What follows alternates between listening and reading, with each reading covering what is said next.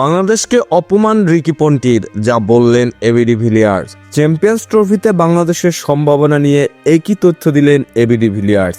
Champions ট্রফিতে বাংলাদেশ কিছু করে দেখাতে পারবে এমন আশা করে না সাবেক অধিনায়ক রিকি পন্টিং। তবে সাবেক প্রোটিয়া মহাতারকা এবি ডিভিলিয়ার্স মনে করেন, টুর্নামেন্টের চ্যাম্পিয়ন্স না হলেও বাংলাদেশের অঘটন ঘটানোর সামর্থ্য আছে।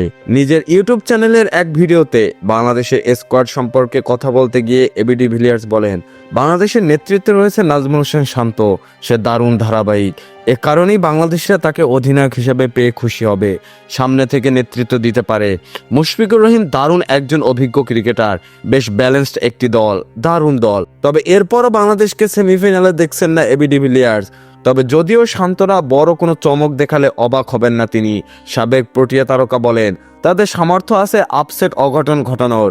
তাসকিন আহমেদ আছে দারুণ ডানহাতি পেসার, মেহেদী হাসান মিরাজও দারুণ অলরাউন্ডার, মাহমুদুল্লাহ দারুণ একজন ক্রিকেটার। তার খেলা দেখতে আমার বেশ ভালো লাগে। তবে আমি মনে করি এটি টুর্নামেন্ট জেতার মতো কোনো দল, যদিও কিছুটা রূঢ় শোনাতে পারে কথাগুলো। আমার মনে হয় না তারা নকআউটে যেতে পারবে। বাংলাদেশি সমর্থকরা আমার এই কথার জন্য আমাকে ঘৃণা করতে পারেন, আমি দুঃখিত। আমার মনে হয় না তারা নকআউটে যেতে পারবে।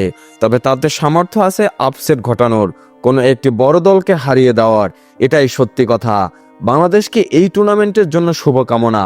প্রসঙ্গত, আগামী 19 ফেব্রুয়ারি নিউজিল্যান্ডের বিপক্ষে স্বাগতিক পাকিস্তানের ম্যাচ দিয়ে পর্দা উঠবে চ্যাম্পিয়ন্স ট্রফির। আসরের দ্বিতীয় দিন 20 ফেব্রুয়ারি দুবাইয়ে ভারতের বিপক্ষে মাঠে নামবে বাংলাদেশ।